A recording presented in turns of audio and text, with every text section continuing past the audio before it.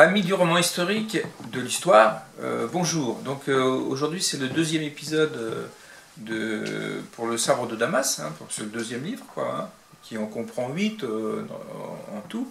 Et donc la semaine dernière, on avait vu pour le sabre de Damas, hein, qui est le nom général de la saga, hein, marqué saga ici.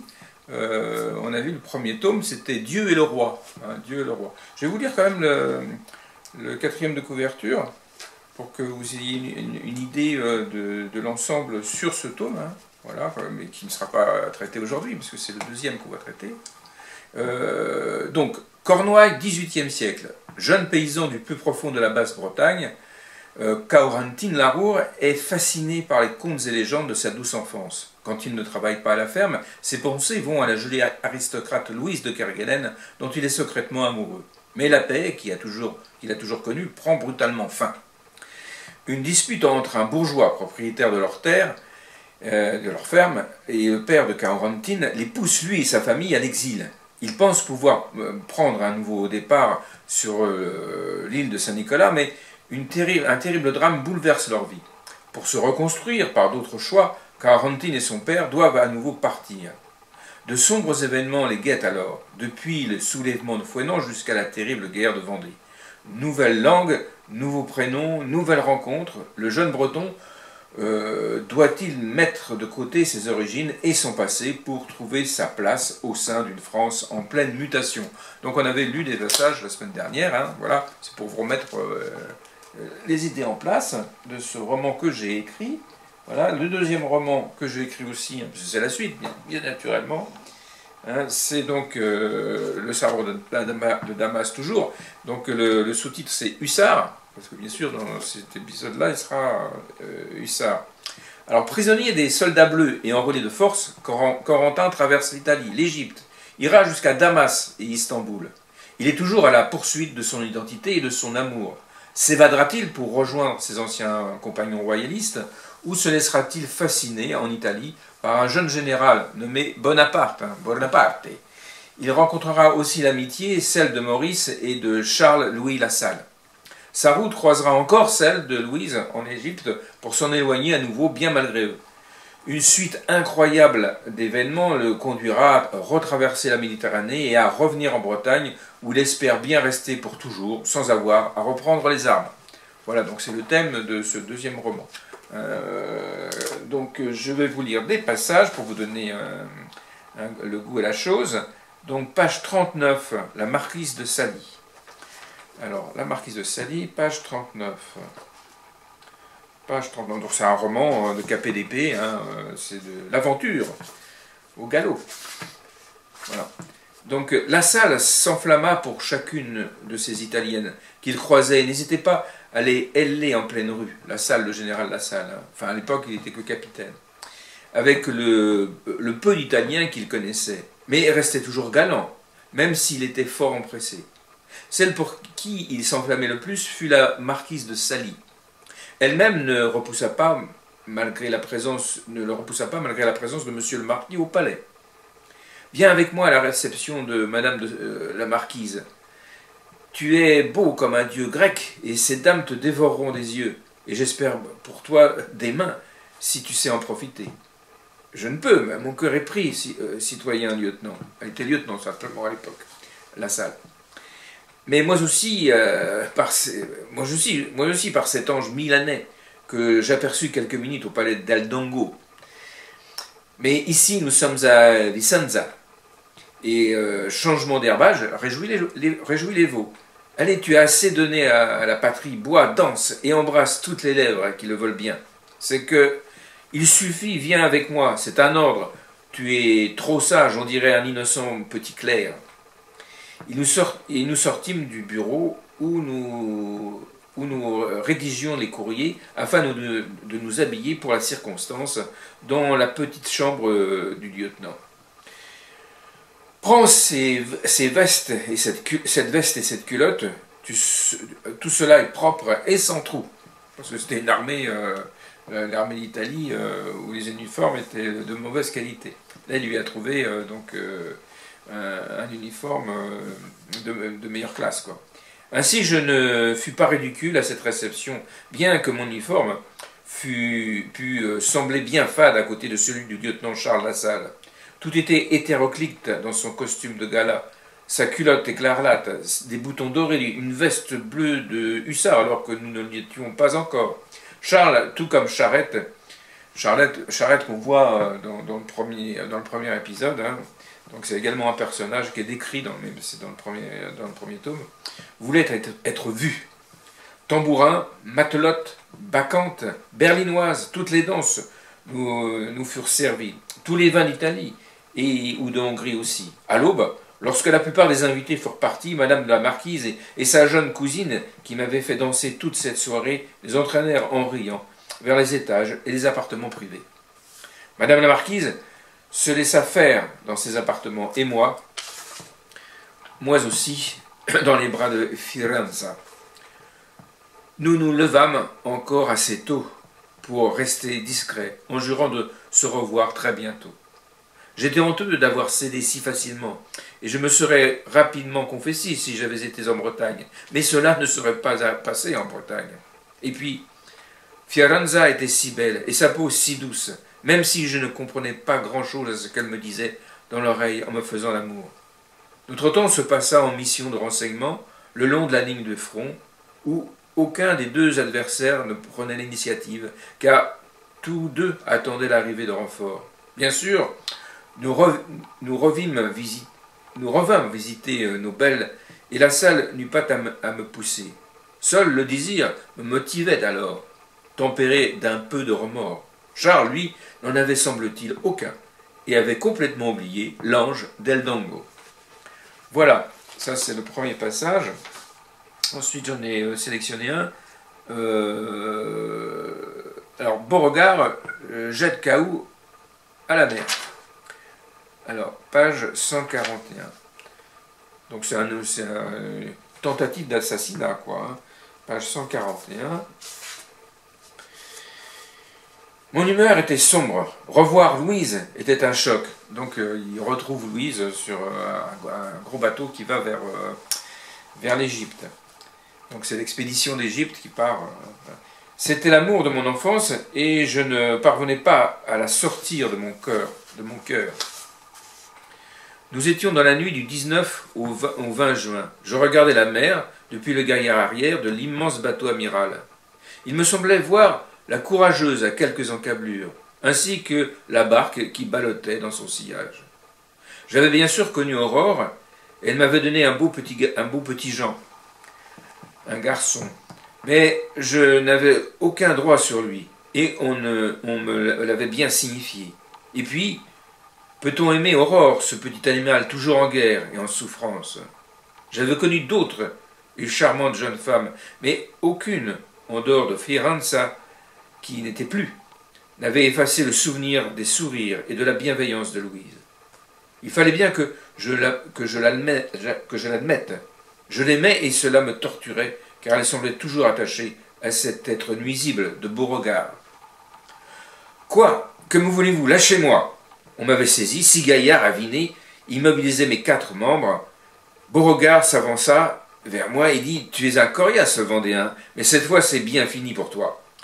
Foutez-moi ça à la baille. » Et voilà, j'entendis au début de ma chute un cri d'homme. « Mais que faites-vous » Il y avait donc un témoin. Je me retrouvais dans les airs, puis dans la mer en pleine nuit. L'eau était terriblement froide, et à cause du choc, je faillis m'évanouir.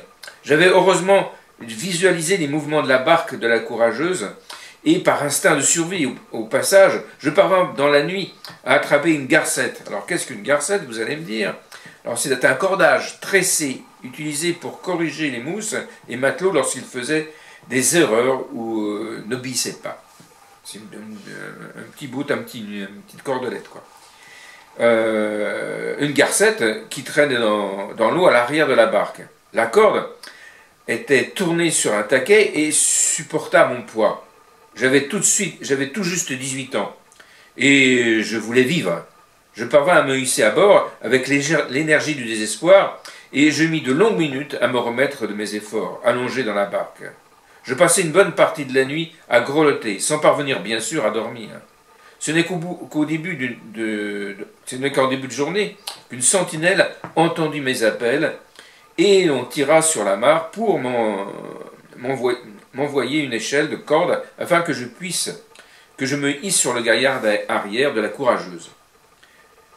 Mais quoi que tu fous là, mon gars? On m'a jeté par-dessus bord, dis-je en grelottant. T'étais sous, oui, mon salaud. L'incident s'arrêta là, mais je me jurais de tuer sans sommation cette ordure de Beauregard dès que je le pourrais. La courageuse transportait le 7e de hussards, et je retrouvai mes compagnons qui me donnèrent des vêtements chauds et du vin pour me réchauffer. Je racontai ma mésaventure, et Maurice conclut « Te bile pas, mon garçon, on lui fera la peau. » Voilà, donc, nouveau passage. Ensuite, page 221, Bakaou sauvé d'un complot. Alors ça, c'est en Égypte. Hein. Page 221. Page 221. Vous voyez, c'est de l'aventure, quoi. Hein. Je dormis à proximité d'Alexandrie, en Égypte, hein, car j'avais réussi à me faufiler entre les mailles de la garde des murs de la vieille ville. J'eus très froid. J'ai eu très froid. Les nuits aux portes du désert sont très fraîches, même au mois de juillet.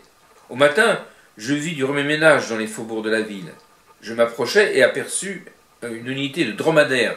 Alors, ce sont des fantassins français qui étaient montés sur les dromadaires. C'est une unité qui avait été créée, dont un des membres était donc le capitaine François. Donc, on voit ici, c'est donc fait partie des livres que j'ai consultés pour créer ce roman. Hein, donc, le capitaine François dit le dromadaire d'Égypte. Hein, voilà. Enfin, il n'a pas fait que ça. Hein. Le capitaine François, c'est très intéressant à lire. Alors ça, c'est un témoignage. Alors, on était où là? Au matin, je vis un remue-ménage, tout ça. Je tentais le tout pour le tout, au risque de me faire prendre. Salut les gars, le maréchal des logis François n'est pas avec vous? Point d'interrogation. Non, elle est toujours à Boukir pour en finir avec le fils du pacha. Ah, c'est fâcheux. Il me connaît bien et j'aurais eu besoin de lui demander une faveur. Je n'avais plus de veste et mes insignes de lieutenant n'étaient pas visibles. Je décidai de ne pas en faire mention pour ne pas alerter l'attention de ces gars qui avaient sûrement eu vent de l'évasion d'un lieutenant traître. C'est quoi le service que tu veux, mon gars? Ben, vous voyez bien, j'ai plus que mon sabre. Mon cheval a été tué par les Bédouins, et j'ai dû m'enfuir en abandonnant l'essentiel de mon armement dans le désert. J'ai un message pour les troupes du Caire. Nous y allons. On peut apporter ton message, et tu peux regagner ton unité. Non, j'ai ordre de le remettre en main propre. Bah, monte en double avec Pierre, il n'est pas bien gros. Ce fut le miracle que j'attendais, et je ne fus pas découvert. Je partis avec cette caravane d'environ 150 dromadaires du nom de leur monture, des dromadaires. Ces hommes m'amenèrent jusqu'à l'île de Roda, où devait se trouver le 7e de hussards, qui avait déjà fait mouvement vers le Caire après la victoire d'Aboukir. Il pouvait se trouver là ou à Asbakeya, dans le quartier français, mais aussi près des états-majors, dont celui de Marmont, et donc près de Beauregard, mon ennemi. En fait, le 7e était bien à Roda, près du cantonnement.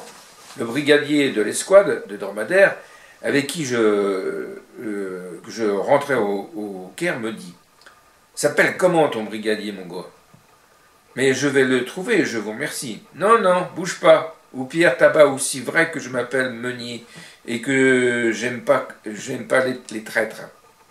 Allez, dis-moi son nom. Si t'es vraiment un hussard du 7e. Mousseau, Maurice Mousseau. Vous pouvez pas vous tromper, c'est le plus grand et le plus fort. Maurice revint à cheval, avec en longe Archie. C'est son cheval à lui. Il paraît que ce que tu dis est vrai, le brigadier dit ça. Mais excuse-nous, il semble qu'un lieutenant de hussard a trahi et est passé aux Angliches. Aussi on fait gaffe. Sans recul, dromadaire, lui dis-je. Ouais, sans rancune, Hussard. Et une autre fois. Voilà, donc c'est un des soubresauts, c'est ce qui se passe pendant les aventures de Monsieur Corentin Larour. Donc j'ai encore un passage à vous lire, le retour au pays, page 315, donc en Bretagne, quoi. 315.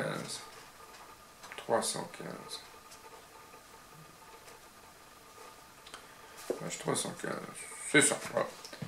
Alors, sans la moindre embûche, j'atteignis la ferme de Yann Larour vers la mi-juillet. C'est son père. Hein. Il est vrai que je passais dans les auberges et que je payais sans discuter le coût du coucher comme des frais de bouche ou de remonte. Le cheval de mon régiment n'était pas un cheval d'exception et le système de poste me permit d'arriver plus tôt au pays au lieu d'attendre que ma monture se repose. Il n'y avait qu'un vieux serviteur dans la cour de la ferme. Tous devaient être au dernier foin avant les moissons. Ne me reconnaissant pas en costume de bourgeois, le pauvre homme me dit « Hoppala, naotru, ne comprenen ket, achalak digare ». Alors, ce qui veut dire en français « Oh là, monsieur, je ne comprends pas le français, désolé ». « Ne rakebil ma fodkos, de skeni maun ». Ce qui signifie en français « Te fais pas de bile, mon vieux gars, je suis de Cornouailles ». Et nous continuons en breton de Cornouailles. Ne me reconnais-tu pas alors? C'est que je ne suis jamais allé à la ville et je ne vois des messieurs que lorsque viennent prendre le loyer à la ferme, le Zartmer ou Ranou. Ici, Yann Larour est le maître et ne doit rien à personne. Il travaille autant que le dernier de ses journaliers et est bon comme le bon pain qu'il me donne, moi qui n'ai plus la force de le gagner. Et cela sans laisser voir qu'il me fait la charité. Je le sais bien, vieux Loïs, puisque je suis son fils Caorantine. Tu es Cao, et tu ne le disais pas. Mais tu sais bien que ma vue baisse. Mais je te le dis. Tu ne me laisses pas parler, vieux hibou. Alors je tourne la page. Hoppala, quelle nouvelle! Nous te pensions mort. Une seule lettre en 5 années que M. Philippe, alors c'est M. Philippe, hein, en français, nous a lu et dont ton père connaît le texte par cœur. Il conserve cette lettre et la vénère comme une relique de Santana en personne. Viens, je t'amène au champ du haut où ils font les foins. Ce n'est pas nécessaire, je sais où il se trouve. Je viens tout de même, je veux voir de mes yeux le bonheur de ton cher père. Nous allâmes à cheval au parc Huel, le champ du haut, parce qu'il était bien sûr au sommet d'une petite colline. Un trou dans le bocage nous permit d'entrer et Ian nous aperçut. Il sut un instant qui j'étais, malgré le temps passé et mon apparence physique qui était celle d'un homme. Mon fils vient dans mes bras. J'accourus vers Ian, me jetai dans ses bras et pour la première fois il ne me dominait plus d'une tête. Mon fils, sanglota-t-il, peut-être 12 fois en pleurant. Allons à la ferme. Il nous faut fêter cela, rajouta-t-il. Non, finissons les foins, mettons-les en meule, et après, nous irons boire ton cidre, lui dis-je. J'enlevai mon chapeau, je fis tomber ma veste dans l'herbe, et empruntai une faux. J'attaquai le front des foins, et pris un plaisir immense dans cette bataille pacifique et nourricière. Mon père me regardait avec un sourire qui exprimait le bonheur absolu, celui qui n'existe que pendant quelques instants dans une vie. Loïs priait, ses vieilles mains serrées l'une contre l'autre pour remercier un autre doué, Dieu quoi. Itranvaria, c'est Sainte Marie, et tous les saints de Bretagne qu'il dut citer dans leur totalité. Un de cet instant magique qui sera raconté pendant des générations dans les fermes de Cornouailles, les rides de ses joues étaient remplies de ces abondantes larmes de bonheur. Voilà. Voilà, c'est pour donner un goût, une tonalité sur cet ouvrage. Voilà. Donc ça c'est le deuxième tome. Donc il en est prévu bien d'autres, hein, puisqu'il en est prévu 8 en tout. Donc j'espère pouvoir donc publié deux autres au printemps peut-être. Ah oui, je vais continuer aussi en vous citant donc les sources. Alors j'en ai mis un peu autour de moi là. Je vous montrerai quand je tomberai dessus. Pas tout, hein, bien sûr, parce qu'autrement je serais recouvert. Alors il y a Histoire et dictionnaire du Consulat et de l'Empire. Alors je ne l'ai pas mis là, de Ferriot, Paluel, Guillard, Tullard, hein, Jean Tullard, aux éditions Lafon. Il y a Bonaparte d'André Castelot, hein, aux éditions Perrin. Il y a Bonaparte en Italie, naissance d'une stratégie qui est très intéressant, hein, de Stéphane Béraud, aux éditions Bernard Giovanangeli. Et c'est celui-ci là qui est derrière, là. Voilà. On a plein de cartes en couleur. C'est très très intéressant. Là, vous voyez, c'est un grand livre. Pas très épais, mais très grand. Et puis surtout avec beaucoup d'explications. C'est très didactique, quoi. Vous voyez, donc, il y a des cartes pour expliquer les batailles. C'est toute la stratégie géniale de la campagne d'Italie 1796-1797 de Bonaparte. C'est là où il se révèle véritablement comme le génie à la fois tactique et stratégique. Ensuite, Cavalier de l'Empire, tome 1, les origines à 1805, de Christophe Dufourbourg et Pierre Robin aux mêmes éditions que le grand bouquin là. Il y a Italie, anthologie des voyageurs français, Diversant aux éditions Lafon, qui est par là. C'est une édition bouquin. Hein. Ensuite, les mémoires du général Thiebaud aux éditions Hachette, hein, que j'aime et je ne l'ai pas mis autour de nous. La Salle, premier cavalier de l'Empire de Ourtoul, qui est là-haut, je crois. Hein, voilà. C'est plein d'anecdotes, c'est vachement bien écrit. Le dictionnaire de l'empereur d'André Paluel aux éditions Plomb. Le général Lassalle de Marcel Dupont. Alors, je ne sais pas où je l'ai mis. Ah oui, il est là. Alors, Dupont, c'est pareil, c'est plein d'anecdotes, c'est très vivant. On a l'impression de lire du roman aussi, hein, mais c'est quand même historique. Voilà, donc c'est très très bien écrit. Moi, j'aime bien. Ensuite, ça c'était pour le chapitre 1 et 2. Pour les chapitres 3 à 5, c'est le Voyage en Orient, anthologie des voyageurs français de Jean-Claude Berchet. C'est un peu la même chose qu'ici, mais c'est pour l'Orient, quoi. L'expédition d'Égypte d'Henry Lawrence, c'est un Britannique, aux éditions Seuil, c'est bien écrit. Hein. Murat de Jean Tullard, hein, aux éditions Fayard. Le journal du capitaine François, donc je vous l'ai montré tout à l'heure. Alors ça, c'est une perle, c'est magnifique à lire. Hein. Donc ce sont ses écrits, hein, après les guerres napoléoniennes, parce qu'il a fait toutes les guerres napoléoniennes, et puis de la Révolution aussi. Voyage dans la basse et haute Égypte, vivant de nom, aux éditions Pygmalion. Alors c'est celui-ci, hein, ça aussi c'est très très intéressant. Hein.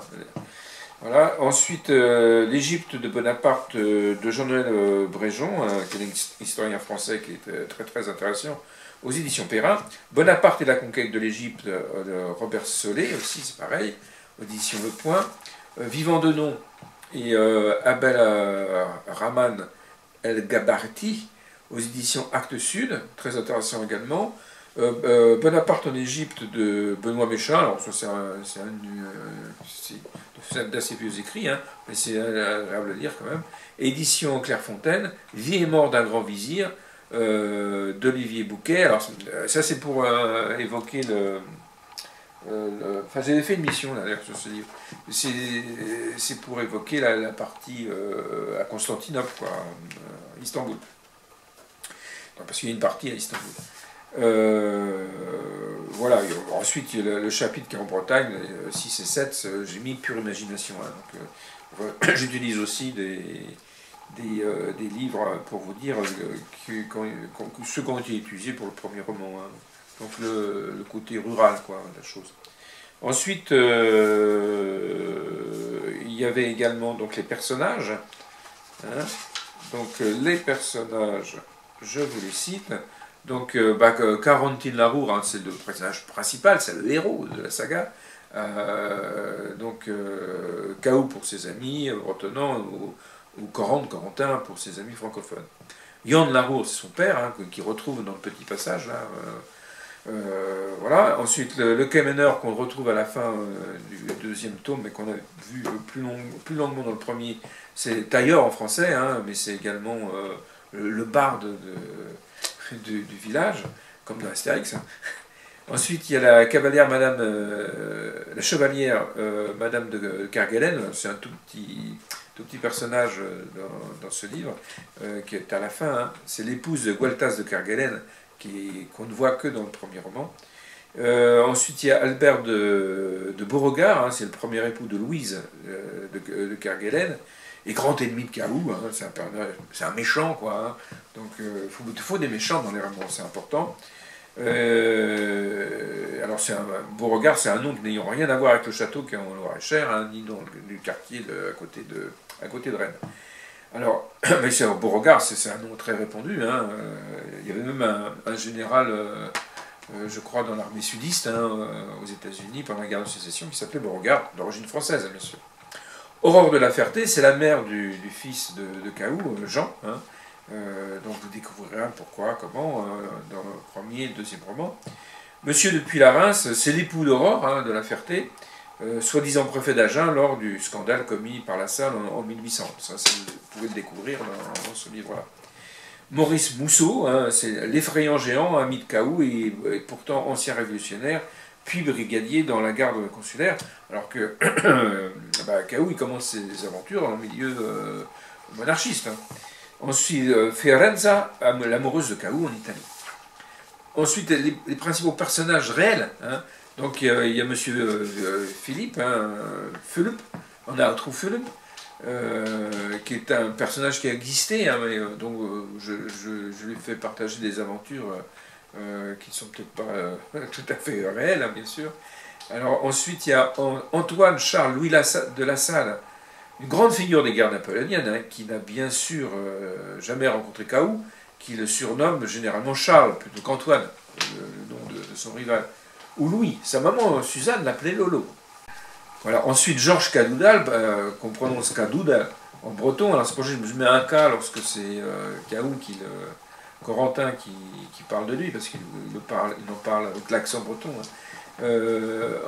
Donc c'était un général Chouan, un commandant de l'armée catholique et royale de Bretagne, hein, qu'on voit un peu dans ce roman, enfin dont on parle en tout cas, et qu'on verra un petit peu dans le troisième. Et ensuite, il y a le docteur Chevetel, le traître par excellence, qui fit chuter l'association bretonne de royalistes, hein, par jalousie envers M. Armand, M. Larrerie, qu'on voit dans le premier roman. Hein. Et par contre, il n'est peut-être pour rien dans l'arrestation de Nédélec. Hein. Enfin, ça, on avait vu ça dans le premier roman.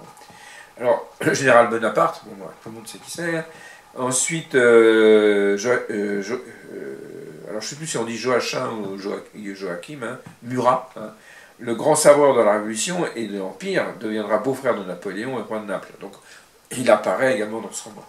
Dagobert Siegmund von Wurmser, général autrichien de 72 ans lors de la campagne d'Italie, qui s'était illustré pendant les guerres du XVIIIe siècle, dont la guerre de 7 ans qui commença en 1756. Donc, c'est un personnage secondaire, mais il passe dans ce roman. La marquise de Sally, la maîtresse du futur général de Salle, en Italie. Gaspard Monge, mathématicien et homme politique français proche de Bonaparte, hein, qu'on voit dans l'expédition d'Égypte, parce qu'il y avait beaucoup de savants, hein, pendant cette expédition. Dominique Vivant-Denon, graveur, écrivain et diplomate français. Mourad Bey, grand adversaire de Bonaparte en Égypte, hein, qu'on voit dans ce livre, enfin, que vous allez voir à travers la lecture de ce livre. Auguste Frédéric Viès dit Marmont, hein, futur maréchal d'Empire et père de France par la suite, qui se rendra célèbre par ses ragusades. Mais bon, ça on verra ça plus tard. Hein. Les ragusades, c'est lié à trahison en fait, hein, parce qu'il était duc de Raguse. Voilà. Ensuite, le capitaine François, hein, avec son témoignage ici, le célèbre dromadaire d'Égypte qui voyagea en Palestine jusqu'à Constantinople dans des conditions proches de celles que j'ai décrites, mais bien sûr, en réalité, pas avec Cahoux. Enfin, que je sache, en tout cas. Le général Kléber, général des Mayenzais en Vendée et généralissime de l'armée d'Égypte, après le départ de Bonaparte. Ensuite, j'ai mis François Fournier Salovers, mais en fait, il s'appellera Salovers après la Révolution, l'Empire. Donc pour l'instant, c'est plutôt François Fournier, hussard célèbre de la Révolution de l'Empire, qui inspirera Joseph Conrad dans les duellistes, parce que c'est un duelliste acharné. Joséphine Berthier, future femme du général Lassalle. Voilà, on a fait à peu près le tour. Donc voilà, donc ces livres, que ce soit le premier ou le deuxième, vous pouvez les trouver chez votre libraire, hein, il suffit de commander chez votre libraire, ou sur Amazon, ou à la FNAC, ou chez Leclerc, hein, voilà, donc c'est à peu près partout, hein, au moins en commande, sinon pas en stock, voilà. Donc je vous ai présenté les 2 livres, hein, j'espère pouvoir vous présenter les 6 autres dans le futur. Et je vous souhaite une bonne semaine à tous. Là, on se reverra dans 15 jours. À très bientôt.